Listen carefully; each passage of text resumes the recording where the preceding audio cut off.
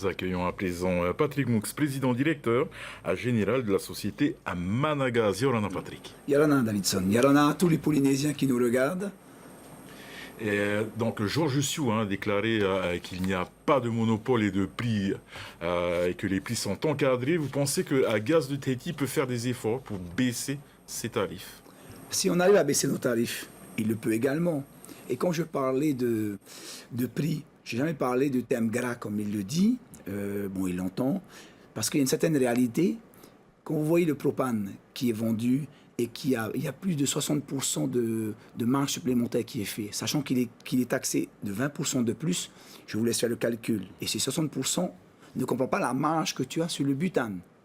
Et il ne comprend pas également la marge que tu te fais sur la cuve et sur les livraisons. Donc l'ensemble fait que les marges sont, en notre sens, un peu grosses.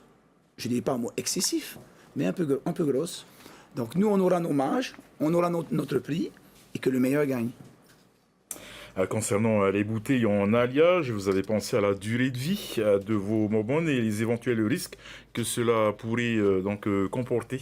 On l'a démontré ce matin, elle est beaucoup plus sécurisée que la bouteille en métal, elle n'explose pas, contrairement à la bouteille en métal. La durée de vie, elle n'est pas, contrairement à ce que dit effectivement M. Sioux, et c'est vrai qu'il a une très grande expérience dans le domaine, j'en suis vraiment très loin de là, et je suis moi-même pas du tout gazier, hein. On apprend, comme j'ai appris la téléphonie, on a des professionnels autour de nous, dans notre groupe, on s'entoure de professionnels. On ne va pas, entre guillemets, sur un marché lancer un business avec des amateurs, c'est pas notre genre.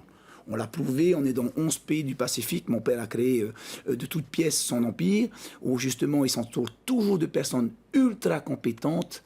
Donc on essaye de faire avec le mieux. Donc concernant les fameuses bouteilles, elles sont sécurisées, elles sont beaucoup plus conviviales.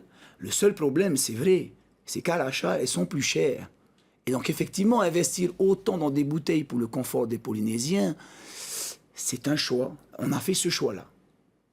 Gaz de Tahiti va installer un nouveau réservoir à Motuta. Qu'en pensez-vous? Oula, ça c'est un vaste sujet.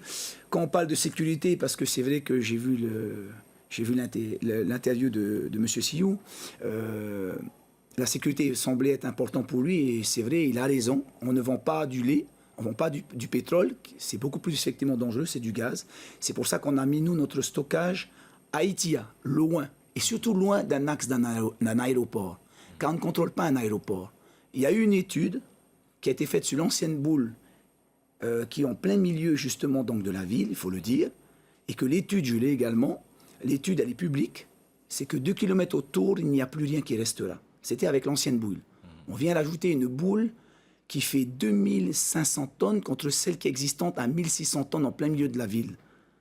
Et pour nous, quand on décharge notre gazier, on nous a exigé que quand la station-service ouvrera, elle devra être fermée par sécurité. Alors qu'en est-il quand le gazier vient en plein milieu de la ville livrer Gaz de Tahiti, où il y a plein d'activités, il y a des pompes à 10 mètres. Et là, on ne dit pas qu'il faut qu'on éteigne une station-service qui est à plus de 400 mètres. Donc effectivement, la sécurité, on va la respecter, mais qu'elle soit la même pour tout le monde.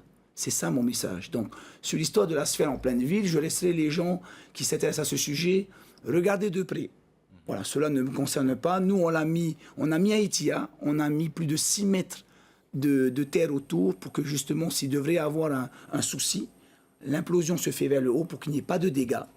Et justement parce qu'on ne veut pas, et on n'a jamais voulu, et on était des détenteurs de terrain en ville, on n'a pas voulu mettre notre installation. Parce que si demain, Dieu merci, c'est jamais passé encore en 50 ans quelque chose, si demain il se passe quelque chose en pleine ville, c'est pas que le gaz que l'on perd, c'est tous les hydrocarbures.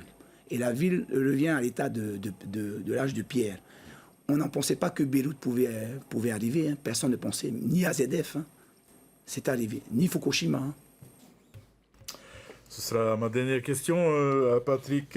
Pour ce soir, vous avez déjà estimé le seuil de rentabilité de la société Managaz, ou faudra-t-il compter sur d'autres filiales de Manaito pour équilibrer ses comptes? C'est comme tout business. Comme mon père a commencé le pétrole il y a quelques années avant de revenir à l'équilibre.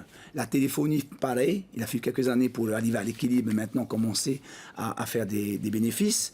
Et ce sera la même chose pour le gaz. C'est juste une question de temps.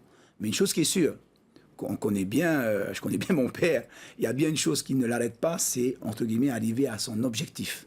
Il ira jusqu'au bout, quoi qu'il en coûte.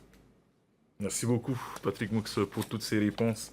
Je rappelle que vous êtes le directeur de Managaz. Voilà, directeur général de Managaz, exact.